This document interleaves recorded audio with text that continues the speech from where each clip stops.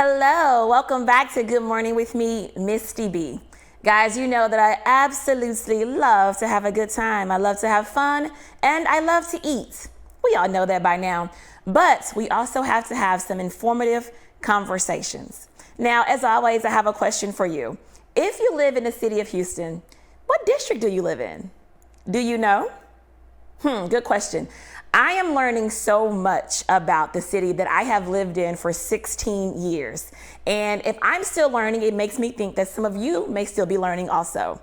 I'm saying all that to say that today's guest is someone who is going to school us on our government, our local government. Her name is Martha Castex-Tatum. She is the Vice Mayor Pro Tem of Houston. Do you even know what that word means? I don't know what it means, but guess what? We're going to learn today. Stay tuned. We'll be right back after this break with the Vice Mayor Pro Tem. See you in just a second.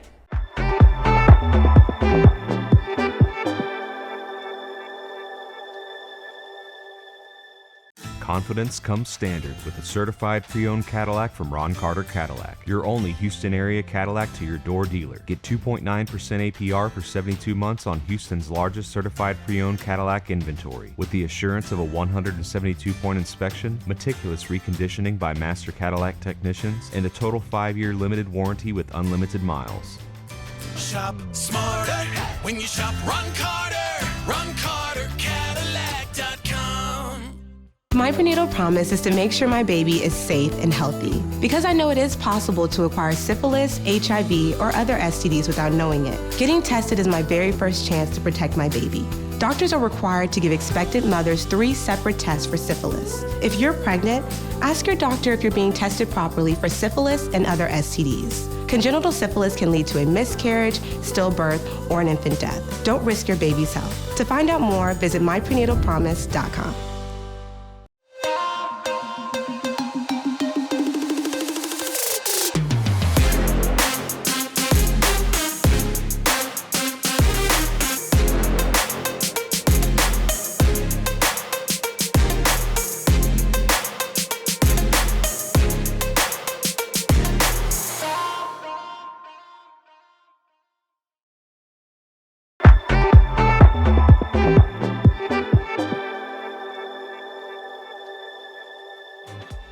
Welcome back, everyone. If you guys got a chance to watch Friday's episode, I had an absolute blast, and I really had a good time with our Vice Mayor Pro Tem, Martha Castex-Tatum. So much fun she came back today. Welcome back.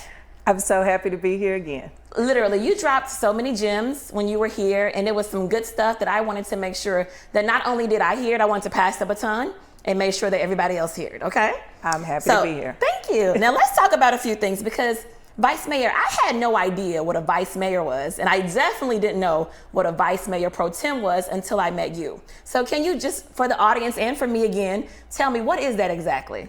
So in the city of Houston, we have 16 council members and the mayor.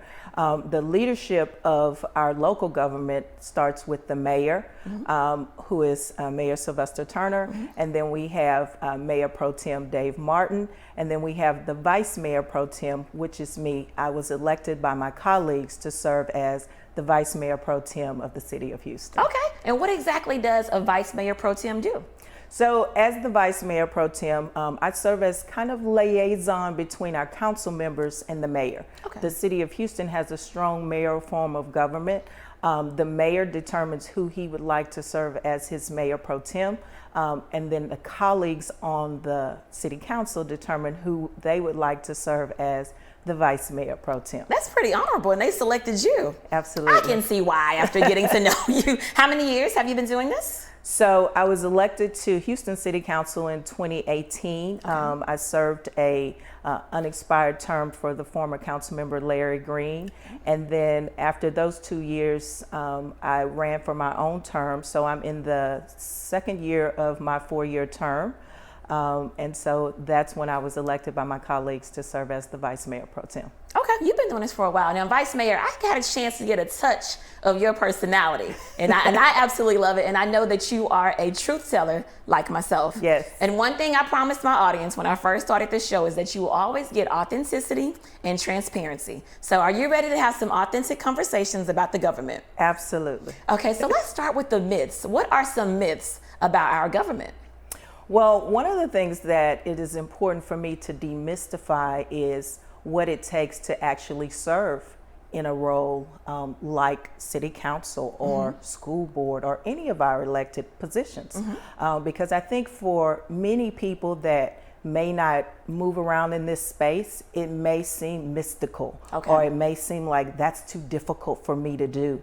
But I want people to know, if you are a decision maker, and we all are, we make decisions about our lives every single day, especially as women. And what's important for me to share from my experiences is, the world is 51% women. Our elected positions should be at least 51% women.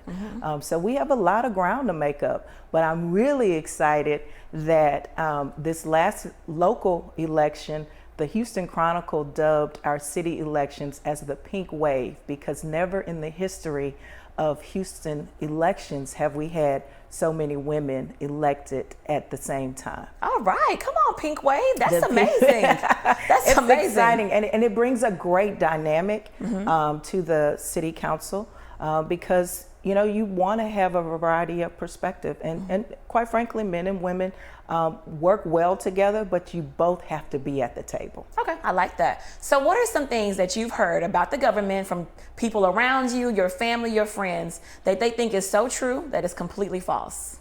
That everyone is corrupt, or that you get kickbacks under the table. And I was on city council in San Marcos, Texas. No one ever offered me a kickback. No one ever asked me to do anything under the table. And I try to give as much information to constituents as possible, because it's really important that we restore people's faith in government. How do we do that? How do we as a whole restore the faith in the government? We have to encourage engagement. People have to be engaged, and it's really difficult. If you think about everyday life, people are trying to figure out, work and children and their lifestyle and what they have to do on an everyday basis. But we really need to encourage people to participate in their local government. Local government, in my opinion, is the most important level of government, because it touches you every day. Absolutely. And people say, well, I'm not political. Everything you do is political. Everything you do, every decision that you make has some aspect of politics and policy involved in it. And as a citizen, that is the most important role that we each will play in this country. It is. And so you should know who your elected officials are. You should be able to engage with your elected officials. So I am very intentional about making sure I'm accessible to my constituents. Many of them have my cell phone number. Wow. I answer text messages early in the morning, late at night, during the day. They know how to reach us in the office. And I'm very intentional with my staff.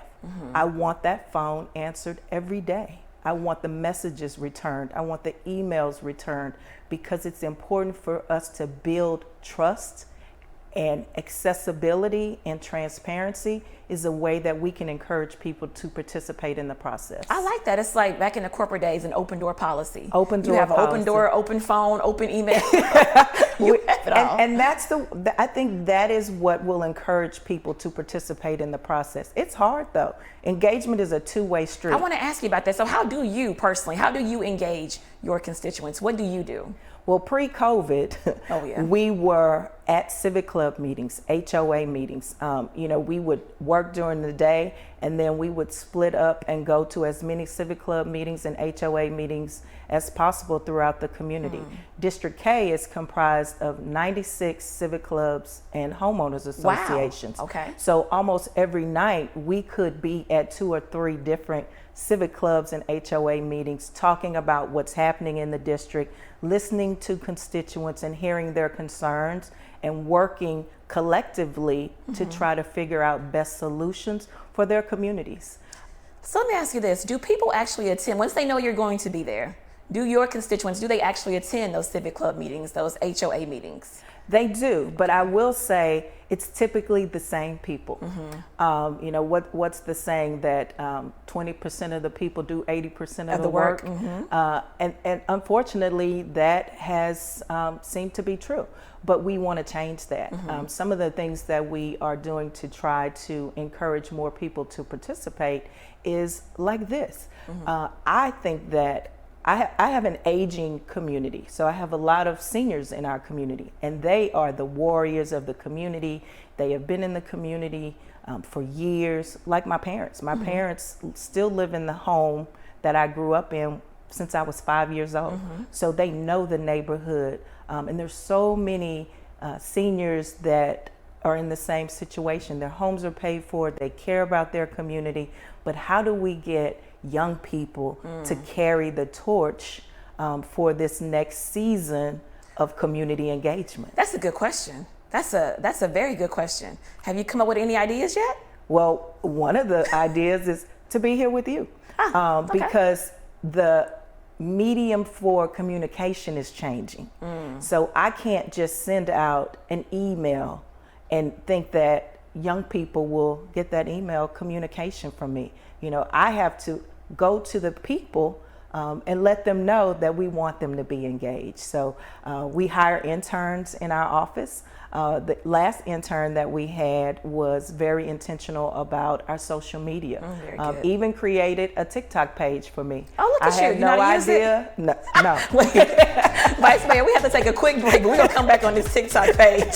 Guys, stay tuned. We'll be right back right after this break.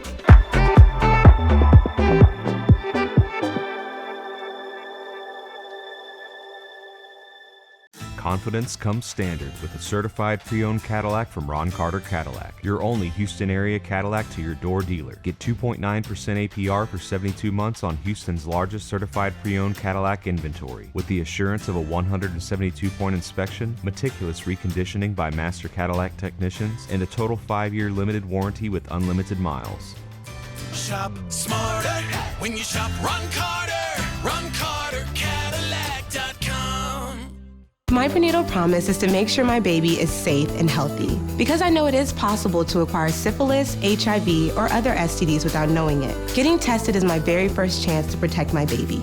Doctors are required to give expectant mothers 3 separate tests for syphilis. If you're pregnant, ask your doctor if you're being tested properly for syphilis and other STDs. Congenital syphilis can lead to a miscarriage, stillbirth, or an infant death. Don't risk your baby's health. To find out more, visit myprenatalpromise.com.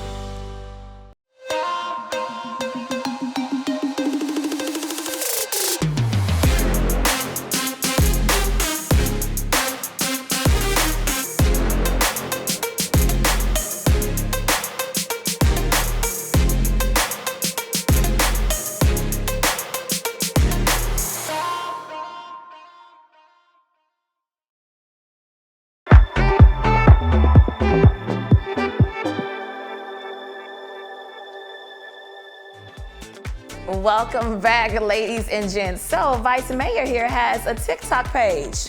What do you do on it? No, I'm joking. I have to tease you. So, what do you, like, seriously, so are the people that you do have following you, how many followers you have on TikTok? So the last I checked, it was only a few followers. That's okay. I posted it on Facebook to tell my Facebook friends that my intern was starting me a TikTok page. Okay. Because, you know, I wasn't that familiar with TikTok. I knew what it was, and I knew that a lot of younger people really watch TikTok videos. So I thought it would be fun for our intern, who's on her way to college. She's going to Clark Atlanta University, to create a TikTok page for us. And so I wanted to merge community engagement and what's happening in our district with something hip and what young people know about and are familiar with, so that hopefully we can encourage more engagement from our younger residents. Yes.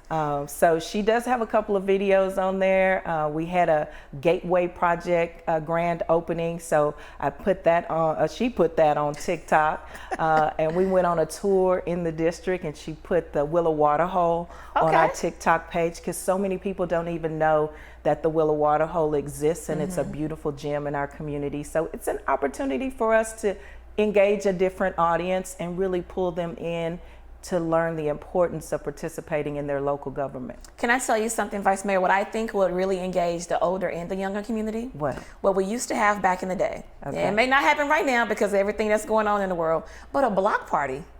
Remember when we used to have block parties? I like block parties, and I will tell you the biggest block party that we have every year is called National Night Out. Okay. And each community is encouraged to have a block party to get to know your neighbors and to really know who the leaders are in your community, so that we can rally together, not only for crime prevention and safety, but to encourage participation in what's happening in their neighborhood. So we do have that block party, but I love the idea of get some of the younger ones to play in it this time. So have an older community, don't call them the older community, but have the older community. Our seasoned community. That's it. Our seasoned committee. And then, like, seriously, some younger, high school, almost college age, and let them play in, so that way you get both mixes. I love that. That's idea. just what I think. If I have one, I'll make sure to invite you. I know, let me know. Now, I heard that you were called the Queen of Clean. How did you get that name?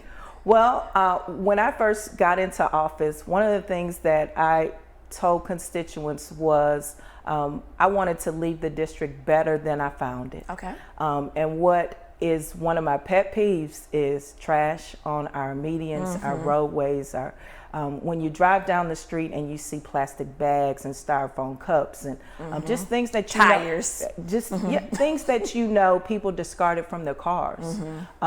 I wanted to try to change that, and so we came up with a Clean State of Mind campaign, and I have a hot team. And my hot team consists of some employees with trucks and trailers. They are on the ground every day, riding throughout the district. What we've done is identified our 22 most notorious illegal dumping spaces in the district. Really? And they ride the district 3 times a day, making sure that people aren't dumping in those spaces. We have evolved to cameras in some of those spaces, and cameras tell a story. I'm sure. Cameras tell a real story. I am sure.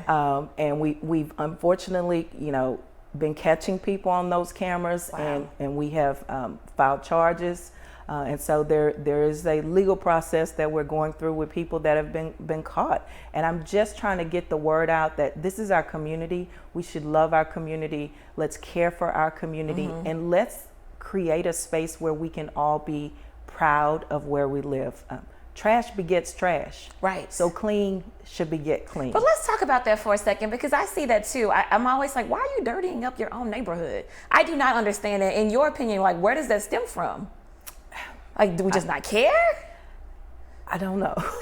I don't know, because my parents always told me, you don't have to be the richest, but you can always be neat and clean. We never could leave our rooms dirty. We never could, our house, we had to clean up. So I grew up, my father was military, so I grew up knowing the importance of keeping our space clean. And so as the council member, I want to be the leader of a clean community. So I'm putting forth a lot of effort to change mindsets. When I see people at the railroad track, they open the door, they throw out their fast food. I've seen people driving down the street throwing stuff out the window, and it takes everything in me not to just honk and follow them and just, say, why are you doing that? But I'm hopeful. We've got some really good efforts on the ground with our billboards.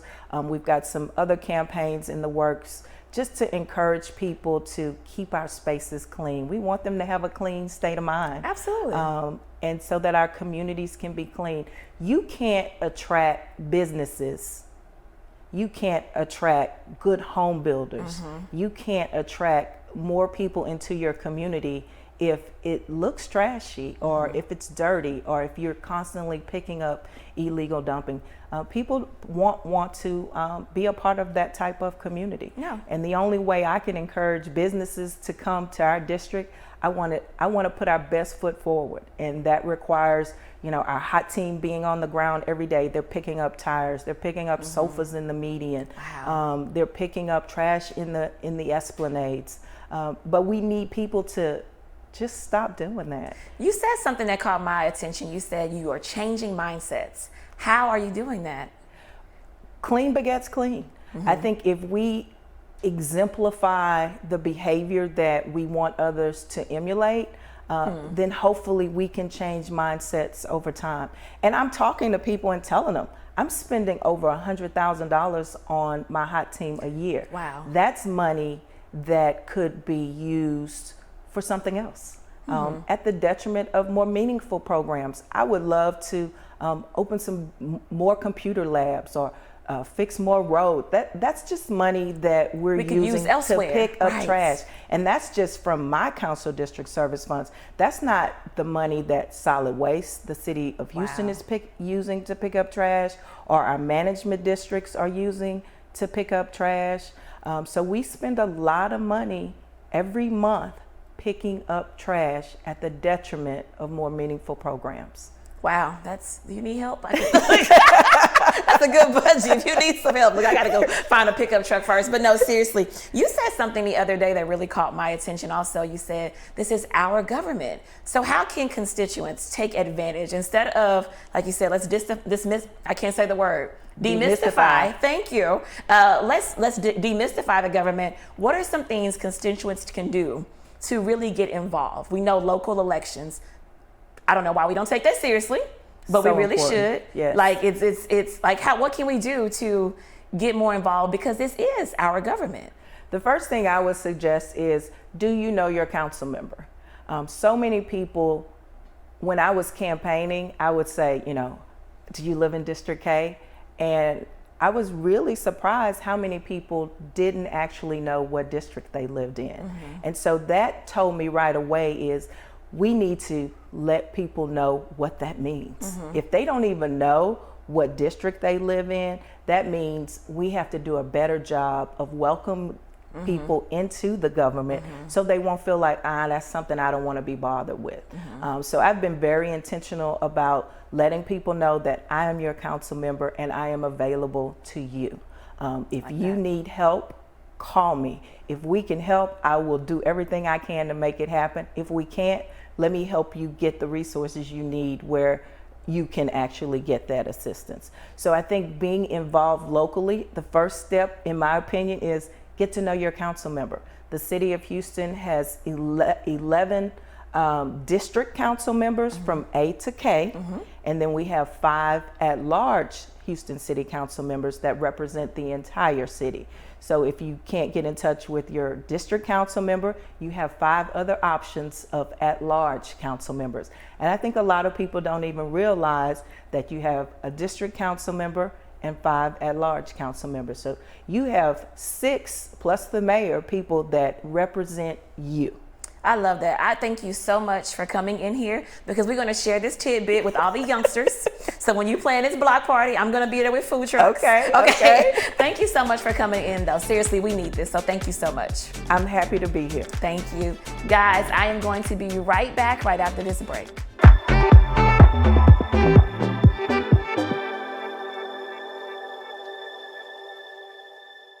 Confidence comes standard with a certified pre-owned Cadillac from Ron Carter Cadillac, your only Houston area Cadillac to your door dealer. Get 2.9% APR for 72 months on Houston's largest certified pre-owned Cadillac inventory, with the assurance of a 172-point inspection, meticulous reconditioning by master Cadillac technicians, and a total 5-year limited warranty with unlimited miles. Shop smarter when you shop Ron Carter. Ron Carter Cadillac.com. My prenatal promise is to make sure my baby is safe and healthy, because I know it is possible to acquire syphilis, HIV, or other STDs without knowing it. Getting tested is my very first chance to protect my baby.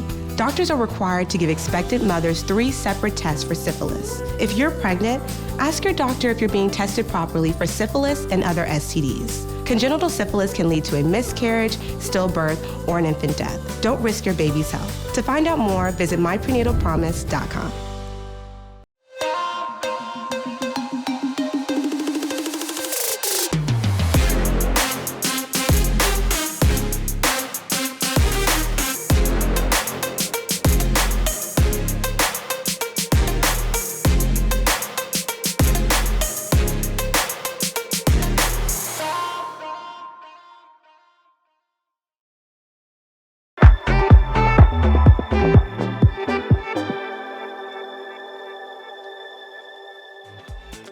Welcome back, everyone. Did you learn some new things?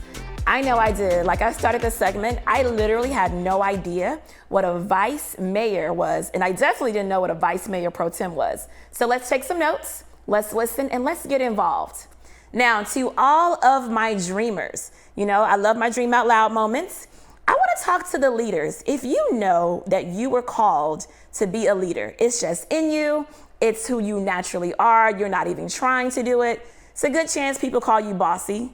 I get called bossy a lot, and I'm not trying to be. But if we are leaders, let's start showing up in our own communities as leaders. Now, that doesn't necessarily mean that we have to go and, you know, take a political office or go run for political office. No, but let's just show up in our community in any facet, any way that we can. She said something today that really touched me.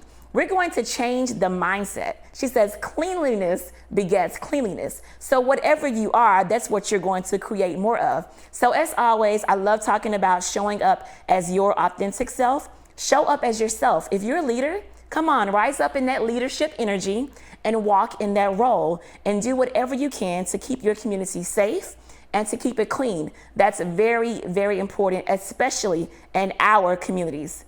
As always, now this time I want to keep this conversation going. This was a really good conversation. It was very informative. So if you don't know what district you live in, find out. And then again, if you are a leader, get involved. And guess what? If you don't feel like a leader, still get involved. Still get involved. You can do whatever it is that you need to do. I look forward to seeing you guys next time. Bye-bye.